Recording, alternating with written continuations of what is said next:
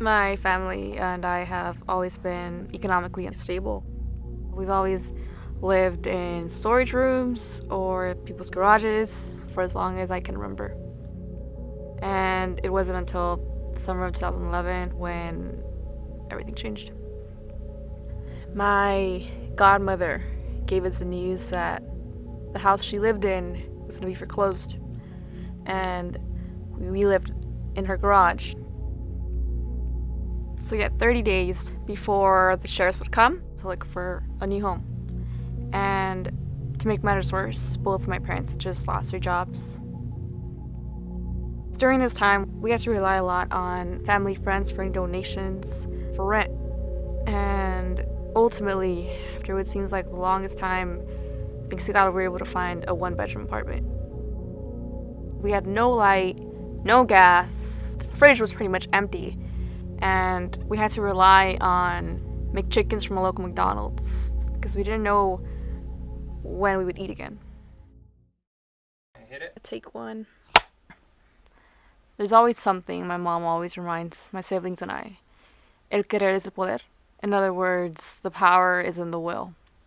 You're broken down and tired of living life on a merry-go-round. So we were having breakfast one day, and then my mom got a call that she had gotten a job at a movie theater. And soon after, my dad was able to get his job back as a dishwasher. It was a relief. Suddenly we had something to fall back on. And I rise like the day. I rise unafraid. I rise up. Yo trabajo en limpieza en el cine limpiando, y yo la empecé a llevar para que ella viera, porque a veces es bueno enseñarles a ellos desde chiquitos. Sino para que como le quede a ella la experiencia, para que ella sepa lo que cuesta ese trabajo, el sacrificio.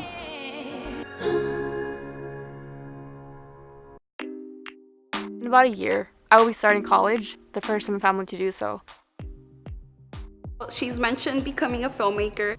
Through filmmaking, there's this value, there's this power that pretty much knocks down all the barriers between people. It teaches people to better understand one another. As Viola Davis put it, it truly does celebrate what it means to live a life. It celebrates what it means to be human. She's also mentioned founding her own nonprofit to help provide resources for students to get into college. We need better education if we want to prepare people to build a better 21st century. It's a disservice to the leaders of tomorrow to continue to propel this opportunity gap. College should be something that isn't reserved for the elite. It should be as inviting and accessible regardless of their zip code or how much money their parents make.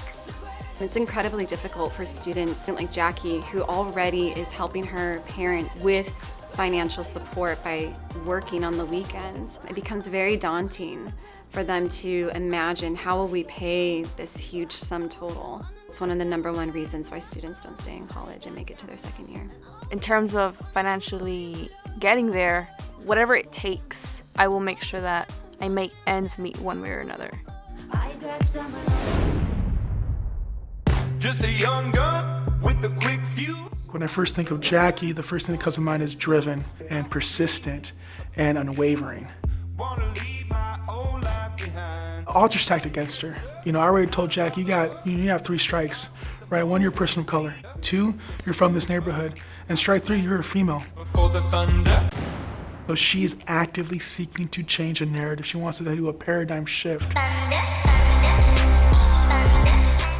Someone like Jackie really represents the drive that a lot of young people in this community have.